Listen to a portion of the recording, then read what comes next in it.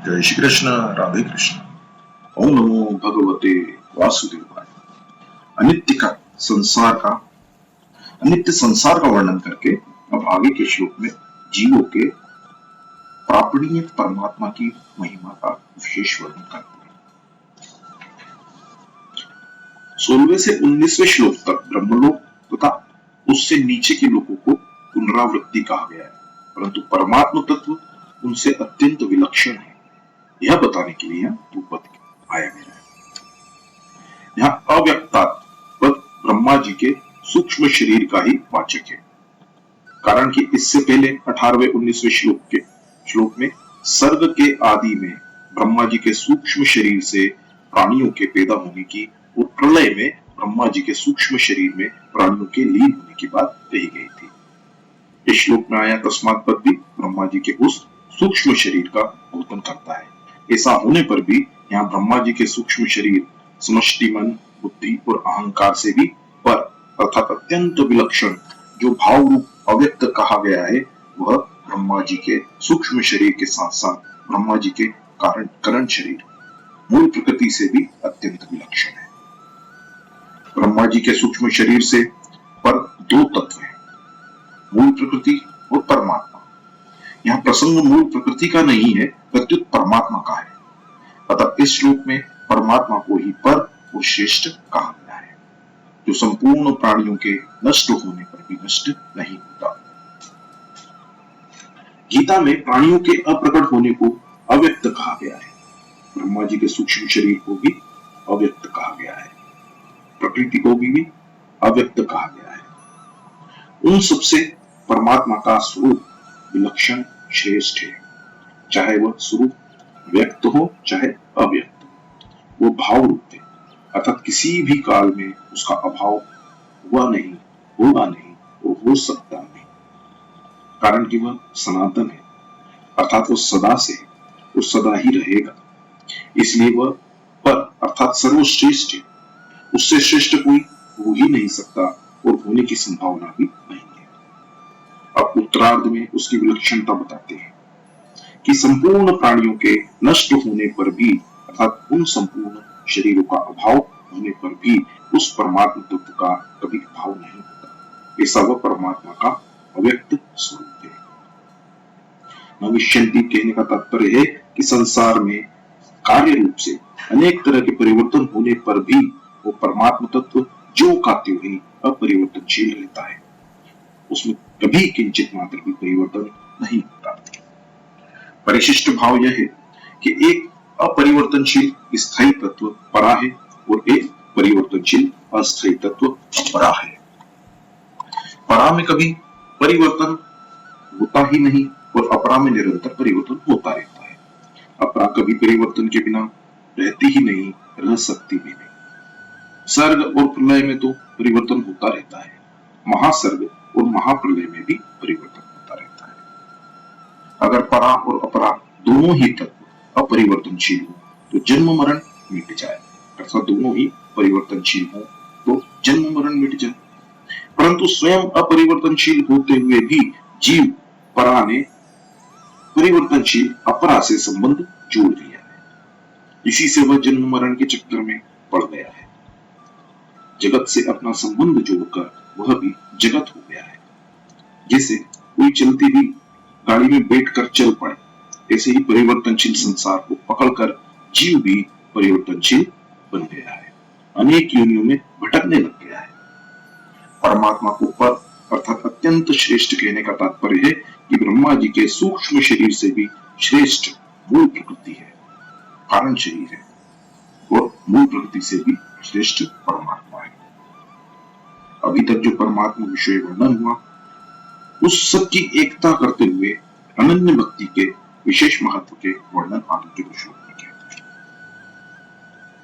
भगवान ने 7वें अध्याय के 28वें, 29वें और 30वें श्लोक में जिसको माम कहा है, तथा 8वें अध्याय के 3रे श्लोक में अक्षर ब्रह्मा, 4थे श्लोक में अधियज्ञ, 5वें और 7वें श्लोक में माम, 8वें श्लोक में परम पुरुषम दिव्यम, 9वें श्लोक में कविम पुराण सुनुशासितम आदि, 13वें, 14वें, 15वें और 16वें श्लोक में माम, उन सबकी एकता करते हुए भगवान कहते हैं कि उसी को अव्यक्त और अक्षर कहते हैं तथा उसी को परम गति अर्थात सर्वश्रेष्ठ गति कहते हैं और जिसको प्राप्त होने पर जीव फिर लौट कर नहीं आते।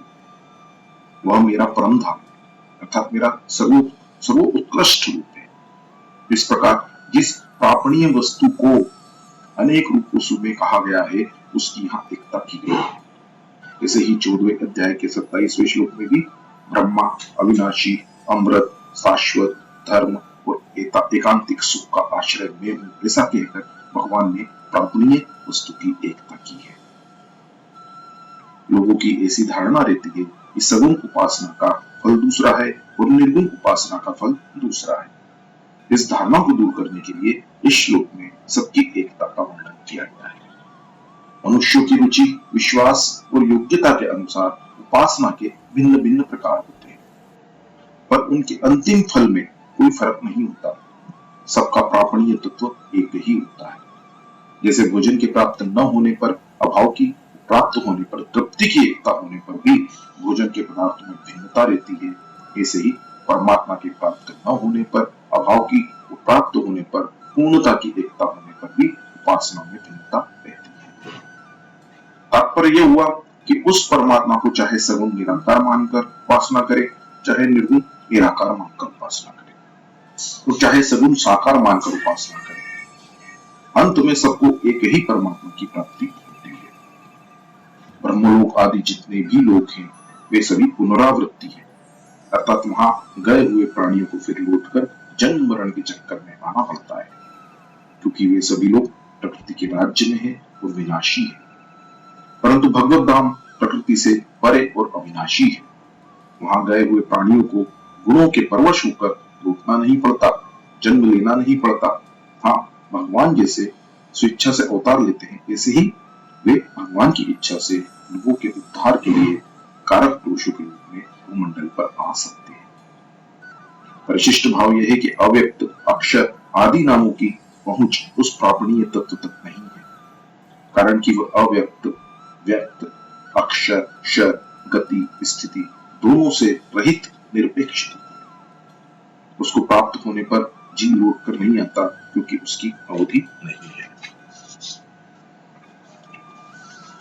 7वें अध्याय के 12वें श्लोक में भगवान ने निषेध रूप से कहा है कि सात्विक, राजस और तामस भाव मेरे में ही होते हैं, पर मैं उनमें और वे मेरे में नहीं है।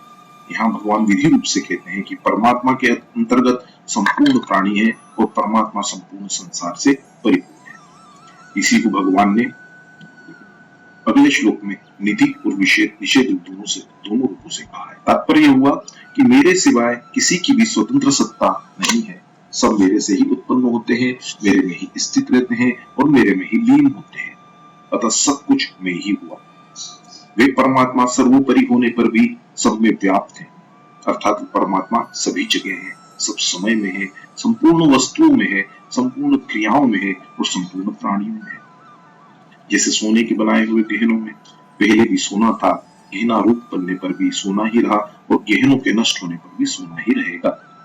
परंतु सोने के बने हुए गहनों के नाम, रूप, आकृति, उपयोग, तोल, मूल्य आदि पर दृष्टि रहने से सोने की तरफ दृष्टि नहीं जाती। ऐसे ही संसार के पहले भी परमात्मा थे, संसार रूप से भी परमात्मा ही है, वो संसार का अंत होने पर भी परमात्मा ही रहेंगे। परंतु संसार को पंचभौतिक, ऊंच नीच, छोटा बड़ा, अनुकूल प्रतिकूल आदि मान लेने से परमात्मा की तरफ दृष्टि नहीं जाती। पूर्व श्लोक में जिसको अव्यक्त, अक्षर, परम गति आदि नामों से कहा गया है, उसी को यहाँ पुरुष सब पर कहा गया है। ऐसा वह पुरुष, परम पुरुष परमात्मा अनन्य भक्ति से प्राप्त होता है। परमात्मा के सिवाय प्रकृति का यमन मात्र कार्य अन्य कहा जाता है। जो उस अन्य की स्वतंत्र सत्ता मानकर उसको आदर देता है, महत्व देता है, उसकी अनन्य भक्ति नहीं है। इससे परमात्मा की प्राप्ति में देरी लगती है। अगर वो परमात्मा के सिवाय किसी की भी सत्ता और महत्ता न माने तथा भगवान के नाते भगवान की प्रसन्नता के लिए प्रत्येक क्रिया करे, तो यह उसकी अनन्य भक्ति है। इसी अनन्य भक्ति से वह परम पुरुष परमात्मा को प्राप्त हो जाता है। परमात्मा के सिवाय किसी की भी सत्ता और महत्ता न माने, ये बात भी प्रकृति और प्रकृति के कार्य संसार को सत्ता देकर ही कही जाती है। कारण कि मनुष्य के हृदय में एक परमात्मा है और एक संसार है, ये बात जची हुई है। वास्तव में तो सभी देश, काल, वस्तु, व्यक्ति, घटना आदि के रूप में एक परमात्मा तत्व ही है, जिसे बर्फ, ओला, बादल, बूंदे, कोहरा, ओस, नदी, तालाब, समुद्र आदि के रूप में एक जल ही है। ऐसे ही स्थूल, सूक्ष्म और कारण रूप से जो कुछ संसार दिखता है वो सब केवल परमात्मा तत्व ही है। भक्ति की मान्यता में एक परमात्मा के सिवाय अन्य कुछ रहता ही नहीं, इसलिए उसकी खाना पीना, उठना बैठना, सोना जागना आदि सभी क्रियाएं केवल उस परमात्मा की पूजा के रूप में ही होती है।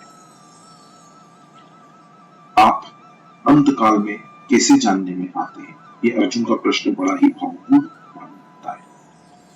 कारण कि भगवान को सामने देखते हुए भी अर्जुन में भगवान की विलक्षणता को जानने की उत्कंठता पैदा हो गई। उत्तर में भगवान ने अंत काल में अपने चिंतन की और सामान्य कानून की बात बताकर अर्जुन को सब समय में भगवत चिंतन करने की आज्ञा दी। उसके बाद 8वें श्लोक से 16वें श्लोक तक सगुण निराकार, निर्गुण निराकार और सगुण साकार की प्राप्ति के लिए क्रमशः 3-3 श्लोक है। उसमें भी सगुण निराकार और निर्गुण निराकार की प्राप्ति में प्राणों को रोकने की बात साथ में होने से कठिनता बताई और सगुण साकार की उपासना में भगवान का आश्रय लेकर उनकी चिंतन करने की बात होने से सगुण साकार की प्राप्ति में बहुत सुगमता बताई। इसके श्लोक के बाद सगुण साकार स्वरूप की विशेष महिमा बताने के लिए भगवान ने 6 श्लोक कहे। उसमें भी पहले के 3 श्लोकों में ब्रह्मा जी की और उनके ब्रह्मलोक की अवधि बताई और आगे के 3 श्लोक में ब्रह्मा जी और उनके ब्रह्मलोक से अपनी और अपने लोक की विलक्षणता बताई। तात्पर्य है कि ब्रह्मा जी के सूक्ष्म शरीर प्रकृति से भी मेरा स्वरूप विलक्षण है। उपासनाओं की जितनी गतियां हैं वे सब मेरे स्वरूप के अंतर्गत आ जाती है। ऐसा वो मेरा सर्वोपरि स्वरूप केवल मेरे परायण होने से अर्थात अनन्य भक्ति से प्राप्त हो जाता है। मेरा स्वरूप प्राप्त होने पर फिर साधक की न तो अन्य स्वरूपों की तरफ वृत्ति जाती है और न उनकी आवश्यकता ही रहती है। उसकी वृत्ति केवल मेरे स्वरूप की तरफ ही होती है। इस प्रकार ब्रह्मा जी के लोक से मेरा लोक विलक्षण है। अरे भाई, तात्पर्य है कि ब्रह्मा जी के सूक्ष्म शरीर प्रकृति से भी मेरा स्वरूप विलक्षण है। उपासनाओं की जितनी गतियां हैं वे सब मेरे स्वरूप के अंतर्गत आ जाती है। ऐसा वो मेरा सर्वोपरि स्वरूप केवल मेरे परायण होने से अर्थात अनन्य भक्ति से प्राप्त हो जाता है। मेरा स्वरूप प्राप्त होने पर फिर साधक को न तो अन्य स्वरूपों की तरफ वृत्ति जाती है और न उनकी आवश्यकता ही रहती है। उसकी वृत्ति केवल मेरे स्वरूप की तरफ ही रहती है। इसी प्रकार ब्रह्मा जी के लोक से मेरा लोक विलक्षण है। ब्रह्मा जी के स्वरूप से मेरा स्वरूप विलक्षण है। ब्रह्मलोक की गति से मेरे धाम, मेरे लोक की गति विलक्षण है। तात्पर्य है कि सब प्राणियों का अंतिम ध्येय मैं ही हूं और सब मेरे ही अंतर्गत है। परिशिष्ट भाव यह है, भक्ति को अनन्य कहने का तात्पर्य है कि भक्ति के साथ थोड़ा भी जड़ता का अंश, अहम का संस्कार, अपने मत का संस्कार न रहे, अर्थात किसी भी तरफ किंचित मात्र भी खिंचाव न रहे। सब कुछ भगवान ही है, ऐसा अनुभव करना अनन्य भक्ति है। सुख की वासना तो एक है, पर सुख सामग्री की तारतम्यता अनेक लोगों में। ब्रह्मलोक तक का सुख भी आकृष्ट न करे, यहाँ तक कि अपनी स्वाधीनता, मुक्ति का सुख भी संतुष्ट न कर सके, तब भक्ति प्राप्त होती है। 7वें अध्याय में भगवान ने कहा था, उसी बात को यहाँ इन पदों में कहा है। इसी को आगे 9वें अध्याय के चौथे 5वें श्लोक में भी विस्तार से कहेंगे। इन सब का तात्पर्य है कि एक भगवान के सिवाय कुछ भी नहीं है, अर्थात सब कुछ भगवान ही है। जय श्री कृष्ण, राधे कृष्ण। ओम नमो भगवते वासुदेवाय।